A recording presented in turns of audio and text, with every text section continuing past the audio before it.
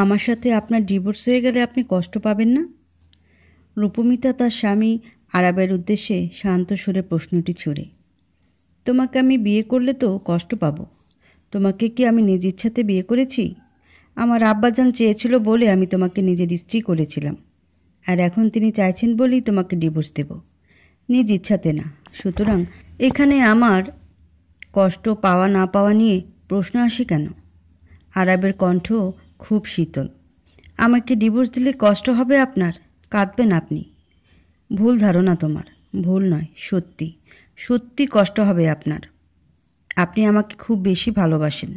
আমাকে ছাড়া থাকতে পারবেন না আপনি। ভালোবাসার মানুষকে ছাড়া থাকতে পারে কেউ? আপনি পারবেন না, কিছুতেই পারবেন না। পারবো। তুমি অবুঝ, তাই এমন ভাবছ। আসলে এমনটা হবে না। আরাবের এমন মিথ্যা স্বীকারোক্তি শুনে রূপমিতার এবার যেন একটু রাগ হলো। ব্যালকনির ইজি চেয়ার ছেড়ে দ্রুত পদে এসে রুমে ঢুকল সে। আরাব বিছানার উপর ল্যাপটপ নিয়ে নিজের কাজ করছে। রূপমিতা তার পাশে বসে বলল, কি ভুল আমার? কেন ডিভোর্স দেবেন আমাকে? আমি কখনো আপনাকে বাবা ডাক শোনাতে পারবো না, এটাই কি আমার দোষ? আপনার মা বাবাকে কখনো দাদা দাদি ডাক শোনাতে পারবো না, এই কি আমার দোষ? এই দোষে কি ডিভোর্স দেবেন আমায়? নাকি আমি অবুঝ সেজন্য?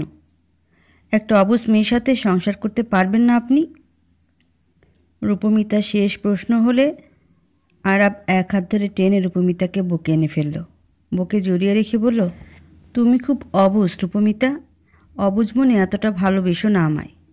তোমার এত ভালোবাসাতেই যে আমার ভয়। রূপমিতার চোখ ভিজে এলো। তার অবুঝ মন আরাবের কথায় মানে বোঝে না, বোঝার চেষ্টাও করে না। তার সরল মনে যেটা খুলল সেটাই বলল সে। আমাকে ছাড়া সত্যিই আপনি থাকতে পারবেন না আরাব? থাকতে পারবো না কি? থাকা যাবে না তোমাকে ছাড়া। আমাকে ছাড়া থাকা না গেলে কেন ডিভোর্স দেবেন আমায়? খুব কষ্ট হবে তো আপনার। আপনার বুকে মুখ গুজে কেঁদে আপনার শার্ট ভিজিয়ে দেওয়ার কেউ থাকবে না আর। আপনার কাজের সময় আপনার এলোমেলো চুলে কেউ আর হাত বুলিয়ে ডিস্টার্ব করার থাকবে না। আপনি রেগে থাকলে আপনার গালে চুমু খেয়ে কেউ আর আপনার রাগ ভাঙাবে না। তাহলে কেন কেন ডিভোর্স দেবেন সিদ্ধান্ত নিয়েছেন? আরাব রূপমিতার প্রশ্নের কোনো প্রত্যুত্তর দেয় না। বলল, সব ভালোবাসা পূর্ণতা পায় না রূপমিতা। কিছু ভালোবাসা আবার পূর্ণতা পেয়েও ভাঙে। আমাদেরটা পূর্ণতা পেয়ে ভালোবাসার সৃষ্টি করেছিল, কিন্তু আফসোস এই সম্পর্কটা ধরে রাখার সাধ্য আমার নেই। তোমার সাথে দীর্ঘ জীবন পারের স্বপ্নটা আমার অপরিণীয় রয়ে গেল বোকারানি। কেন কেন অপরিণীয়? আপনি আমাকে ডিভোর্স না দিলেই তো আমরা একসাথে থাকতে পারি সারা জীবন। তাহলে এটা কেন অপূরণীয়? রূপমিতার অবুঝ হৃদয় প্রশ্ন করে ওঠে। কারণ তুমি হলে পূর্ণ চাঁদ, আর আমি ঘন কালো মেঘ। কোনো চাঁদপ্রেমী চায় না তার পূর্ণ চাঁদটা মেঘে ঢেকে যাক। রূপমিতা স্বামীর কথার মানে বুঝতে পারে না। স্বামীর বুক থেকে উঠে তার মুখের দিকে নিষ্পলক তাকিয়ে থাকে। হৃদয় মিশে যায় তার তিক্ত কষ্টে। পলকহীন আখিজোড়া থেকে অশ্রুধারা গড়িয়ে পড়ে কপল বেয়ে। সম্বিত ফেরে রূপমিতার। হাতের উল্টো পিঠ দিয়ে সে দ্রুত চোখ মুছে বেলকনিতে চলে যায়। কি ছিল আরাবের কথায়? ছিল খুব মারাত্মক কিছু লুকিয়েছিল, নয়তো হঠাৎ এত হৃদয়ে লাগলো কেন ওই কথা? রূপমিতার চোখ থেকে জলধারা নামতে লাগলো অনর্গল। সে জানে তার স্বামী তাকে ছাড়া থাকতে পারবে না, প্রতি মুহূর্তে কষ্টে ভুগবে। তারপরও মানুষটা তাকে ডিভোর্স দেওয়ার মতো কঠিন একটা সিদ্ধান্ত নিয়েছে। রূপমিতা মনে করে সে কোনোদিন মা হতে পারবে না বলে এমন হচ্ছে। যে শ্বশুর তাকে এত যত্ন করে নিজের বাড়িতে বউ করে আনলো, সে শ্বশুর তাকে হঠাৎ ডিভোর্স দিতে বলার এই একটা মাত্র কারণ? সে কোনোদিনও মা হতে পারবে না, এটাই কারণ? মা হতে না পারার অপরাধে তাদের 2 বছরের সম্পর্ক ভেঙে যাবে, গুড়িয়ে যাবে এই পবিত্র সম্পর্ক। বলবে না যে ভালোবাসাও শেষ হয়ে যাবে? ভালোবাসা অটুট থেকে যাবে সারা জীবন, কিন্তু সম্পর্কটা তো ভেঙে যাবে। আচ্ছা, মা হতে না পারাটা কি এতটাই দোষের? খুব দোষের বোধ হয়। এই দোষের জন্যই তো বেশি কিছু জোর খাটিয়ে বলতে পারছে না। কেটে গেল অনেকক্ষণ। রূপমিতা ঠায় দাঁড়িয়ে আছে বেলকনিতে, নিঃশব্দে কাঁদছে। আরাব অনেকক্ষণ ধরে রূপমিতার আর দেখা না পেয়ে রুম থেকে ডেকে বলল, ডিনার করবে না? ডাইনিংয়ে চলো। আমি ডিনার করব না, আমি কিছু করব না। আপনি কথা বলবেন না আমার সাথে, ভারাক্রান্ত কণ্ঠে বলে উঠল রূপমিতা, গলায় অবশ্য তেজ বিদ্যমান। আমার বোকা বউটা কাছে নাকি? আরাবের বলা বোকা বউ শব্দ দুটি সূক্ষ্ম তীরের মতো হৃদয়ে এসে বিঁধে বসল। হৃৎস্পন্দন থেমে গেল যেন ক্ষণিকক্ষণের জন্য। রূপমিতা ঠায় দাঁড়িয়ে থাকতে পারল না আর, ছুটে এলো রুমে। এসে সোজা জড়িয়ে ধরল আরাবকে। আমি থাকতে পারবো না, আমি থাকতে পারবো না আপনাকে ছেড়ে। হৃদয়ে খুব ব্যথা হবে, মরে যাব আমি। আপনিও শান্তিতে থাকবেন না, আপনার হৃদয়ে ঝলসে যাবে।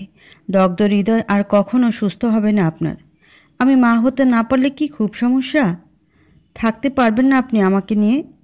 পারবেন তো, তাহলে কেন ডিভোর্স দিবেন?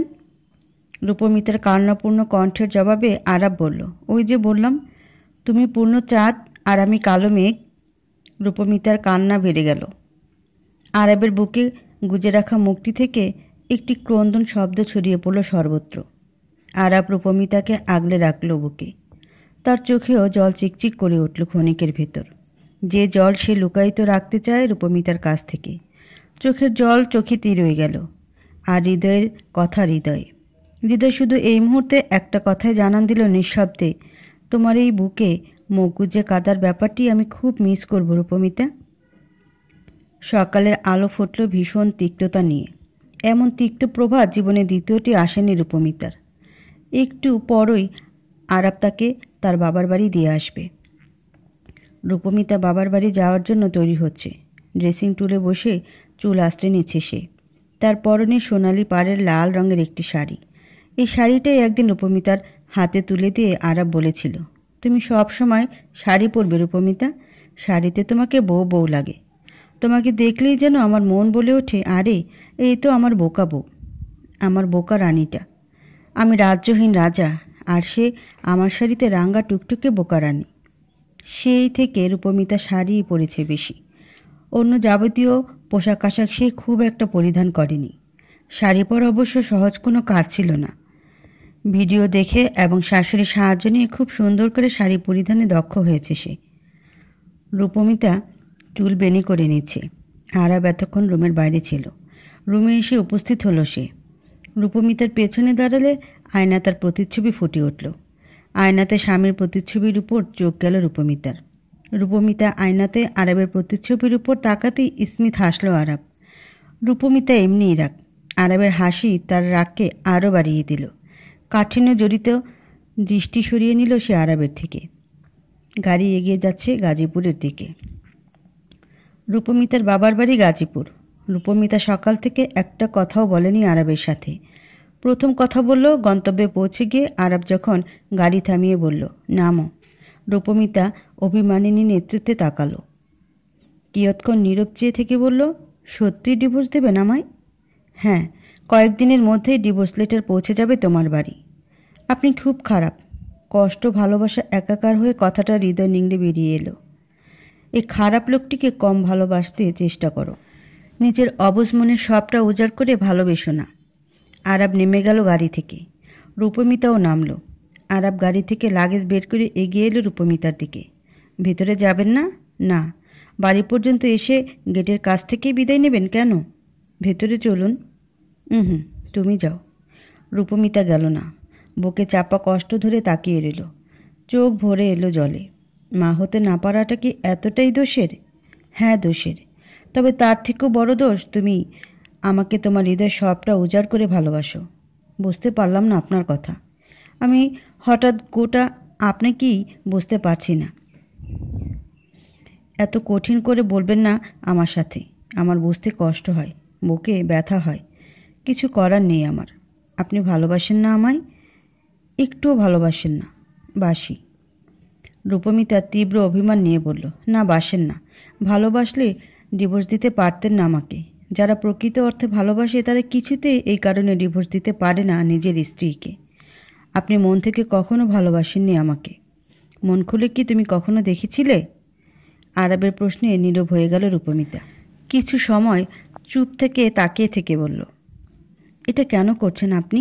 আপনি তো আমাকে সত্যি সত্যি ভালোবাসেন। আমি একটা বাচ্চা পৃথিবীতে ভূমিষ্ঠ করতে পারবো না, শুধু এটা কি আমাকে ডিভোর্স দেওয়ার কারণ? কাল তোমাকে আমি কি বলেছিলাম রূপমিতা? তুমি হলে আকাশে স্নিগ্ধ জ্যোৎস্না ছড়ানো পূর্ণ চাঁদ, আর আমি হলাম ঘন কালো মেঘ। আমি চাঁদ প্রেমী, চাই না আমার কালো আধারে আমার পূর্ণ চাঁদটি ঢেকে যাক।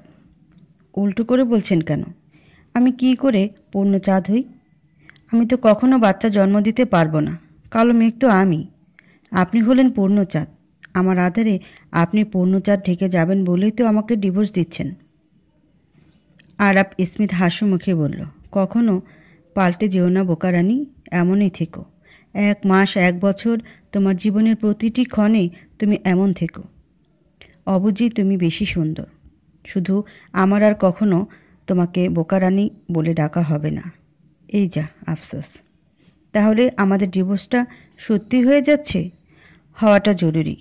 রূপমিতা কিছুক্ষণ অভিমান ভরার চোখে তাকিয়ে রইল। তারপর আর কিছু না বলে লাগেজ নিয়ে ঢুকে গেল বাড়ির ভেতর।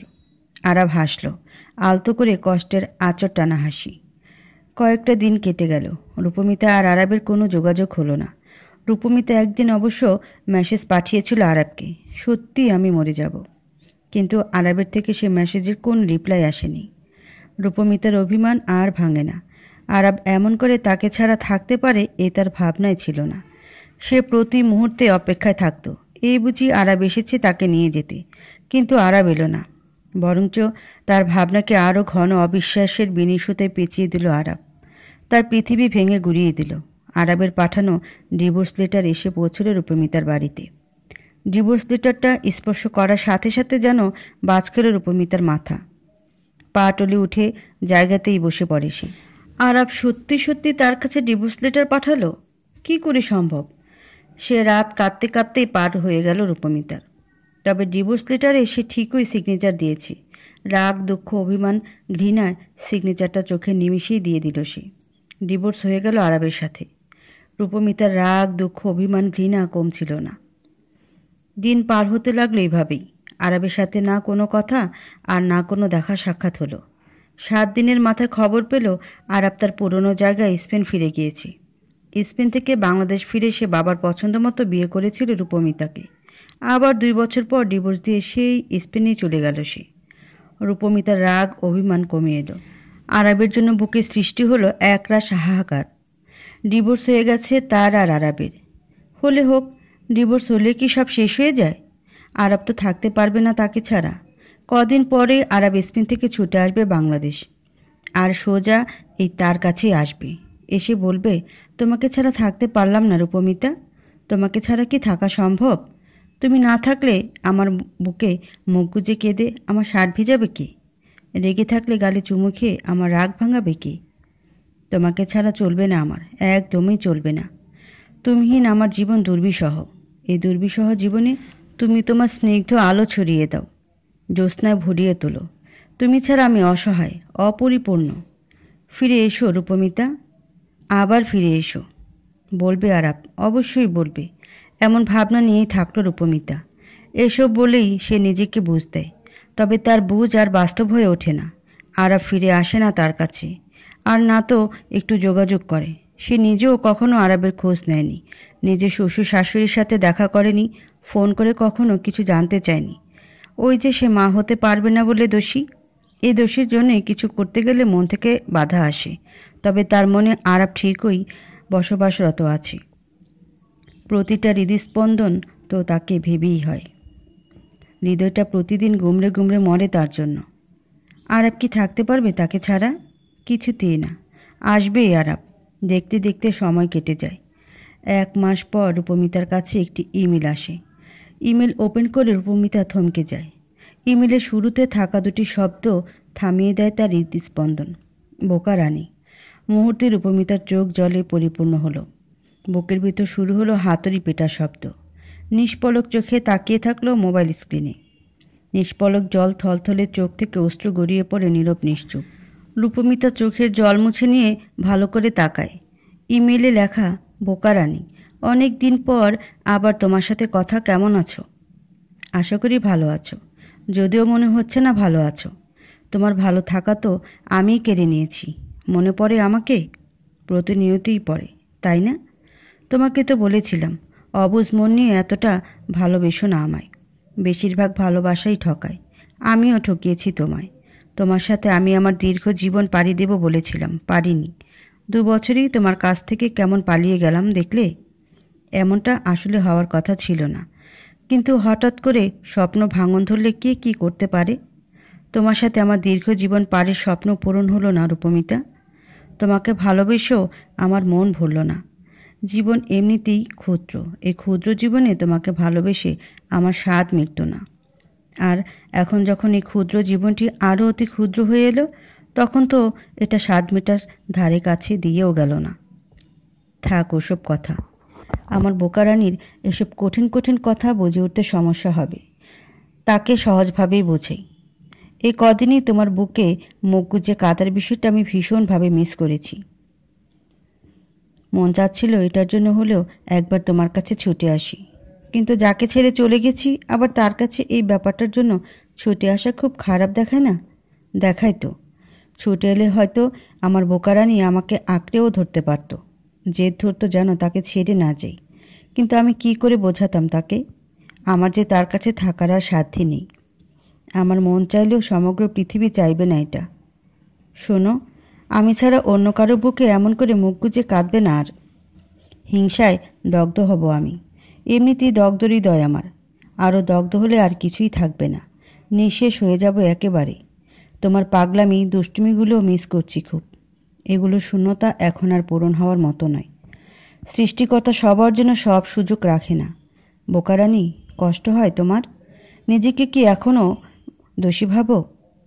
তোমাকে ডিভোর্স দেওয়ার পেছনে তুমি মা হতে পারবে না এটা কি দোষী সাব্যস্ত করো?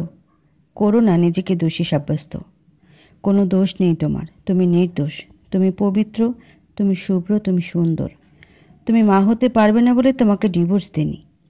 আমি ঘন কালো মেঘে পরিণত হয়েছি বলে ডিভোর্স দিয়েছি। তুমি তো আকাশের পূর্ণ চাঁদ। আমার জীবন হঠাৎ কালো মেঘে পরিণত হয়েছে। এই মেঘে পূর্ণ চাঁদকে ঢাকতে চাই না বলে ডিভোর্স দিয়েছি, দূরে সরে গিয়েছি, নিজ থেকে দূরে সরেছি। যদি প্রকৃতির নিয়মে তোমার কাছ থেকে দূরে সরে যেতাম তাহলে সহ্য করতে পারতে না তুমি। কালো মেঘে হয়তো চাঁদটাকে ঢেকিয়ে দিতাম আমি। তাই আগে থেকে সাবধানতা অবলম্বন করে তোমাকে উজ্জ্বলে রেখে গেলাম। শুভ্র জ্যোৎস্না ছড়াও তুমি, শুধু আমি ঢেকে যাই অমানিসার অন্ধকারে। থাক, বেশি কথা বাড়াবো না আমি। ভালো থেকো তুমি। খুব ভালো কেউ আসুক তোমার জীবনে, তবে যে আসবে তাকে আমার মতো এতটা ভালোবেসো না। তার বুকে মুখ গুজে কাদার বিষয়টিও উজ্জ্বল রেখো। ভালো থেকো, ভালো থেকো বোকারানি। পুরো ইমেল পড়ে স্তব্ধ হয়ে গেল রূপমিতা। বুকের মাঝে আটকে থাকা কান্না আজ সব একসাথে নিগড়ে উঠল। দর্শনেন্দ্রিয় থেকে অধরা নিয়মে নামতে লাগলো জলের ধারা। হৃদয়টা চুরমার হয়ে যাচ্ছে, অসহনীয় যন্ত্রণায় নিঃশেষ হয়ে যাচ্ছে হৃদয়। এ কেমন কষ্ট, এ কেমন যন্ত্রণা! আরবের ইমেল পড়ে আজ রূপমিতার অবশ মন অনেক কিছু বুঝে নিল। এ প্রশ্নের যথাযথ উত্তর খুঁজতে সে ছুটে গেল মায়ের রুমে। তাকে ডিভোর্স দেওয়ার পেছনে আসল কারণ কি আরবের? 15 দিন পর আকাশের গায়ে আজ পূর্ণ চাঁদ দেখা যাচ্ছে। চাঁদের শোভনীয় আলোয় দোতলার বারান্দাতে একজন মেয়ের অবয়ব স্পষ্ট। মেয়েটার দৃষ্টি আকাশের গায়ে থাকা পূর্ণ চাঁদটিতে এক ধ্যানে তাকিয়ে আছে সে। একজনের কথা গভীরভাবে ভাবছে, তার প্রিয় স্বামী আরব। রূপমিতা চাঁদের দিকে তাকিয়ে থেকে হঠাৎ হেসে ওঠে। চাঁদের আলোতে তার হাসিটা বড্ড অদ্ভুত দেখায়। সে পলকহীন চাঁদটার দিকে তাকিয়ে থেকে অন্যমনা বলে ওঠে, আমাকে এতটাই বোকা অবুঝ ভাবেন আরব? এতটাই? কথাটা বলে আবারও হাসে রূপমিতা। কি অদ্ভুত সে হাসি! হতে পারি আমি আপনার বোকারানি, তাই বলে এতটা বোকা নই। আমাকে মৃতভাবে বাঁচিয়ে রাখার ভালোভাবে ষড়যন্ত্র করেছেন আপনি। জীবন্ত লাশ বানিয়ে দিলেন একেবারে। খুব কঠিন মানুষ আপনি, খুব কঠিন। আরবের ইমেল আসা সেই রাত্রির কথা মনে পড়ছে রূপমিতার। সেই রাতে কত কী না জানলো, জ্ঞান হারালো, তারপর কত কান্নাকাটি। একটা বার আরবের সাথে দেখা করার জন্য পাগলের মতো হয়ে গিয়েছিল। ক্যান্সারের সুতো দিয়ে এভাবে ফাঁকি দিল আরব তাকে। সত্যি সত্যি অমানিসার অন্ধকারে হারিয়ে গেল। কী ক্ষতি হতো যদি আগে থেকে জানাতো তাকে। নিজের শেষ নিঃশ্বাসের মতো করুণ একটা মুহূর্ত অগোচরে রাখতে পারল নিজের বোকা রানীর থেকে। বোকা রাজা কি ভেবেছিল নিজের শেষ মুহূর্তের ওই করুণ পরিস্থিতি সহ্য করতে পারত না তার এই বোকা রানী? আসলে হয়তো সহ্য তুল্য হতো না। ইমেল পাওয়ার কিছুদিন পরে যখন খবর এসেছিল আরাব মারা গেছে, তখন না সেই ক্ষণটিতে নিজের অবস্থা কেমন ছিল প্রকাশ করবে না রূপমিতা। শুধু এটুকু বলবে, ওই সময় নিজ মৃত্যুটাকে তার কাছে সব থেকে শান্তির এবং সুখের মনে হয়েছিল। এখনও নিজের মৃত্যুটাকে শান্তিরই মনে হয়। এত কষ্টের থেকে বোধ হয় মৃত্যুই শ্রেয়। মৃত্যুর জন্যই অপেক্ষারত সে। এত বড় খবরটি তার থেকে লুকায়িত রাখতে চেয়েছিল। কতটা বোকা তার স্বামী। আপনি খুব বোকা, খুব নিষ্ঠুর, খুব স্বার্থপর আরাব। আপনি ছাড়া আপনার রূপমিতা কী করে বেঁচে থাকবে সেটা একবারও ভাবলেন না। এত নিষ্ঠুর কবে হলেন আপনি? আর ইমেলে ওই কথাটা কিভাবে বলেছিলেন আপনি জানেন না? আপনি আমার জীবনে একক এবং অনন্য। পরপারে আপনার সাথে দেখা করার জন্য মুখিয়ে আছি আমি। আপনার সাথে দেখা হলে আবারও আপনার বুকে মুখ গুজে কেঁদে বুক ভিজিয়ে দেব আপনার। বিরতি নিল রূপমিতা। আকাশের পূর্ণ চাঁদটাকে গভীরভাবে দেখতে দেখতে বলল, আমাকে শুভ্র জ্যোৎস্না ছড়ানোর কথা বলেছিলেন, কিন্তু আপনি নিজ থেকেই যে আমাকে বিষাদের রঙে রাঙিয়ে দিলেন। জ্যোৎস্না ছড়াচ্ছে আপনার পূর্ণ চাঁদ, তবে কোনো শুভ্র জ্যোৎস্না নয়, বিষাদ জ্যোৎস্না।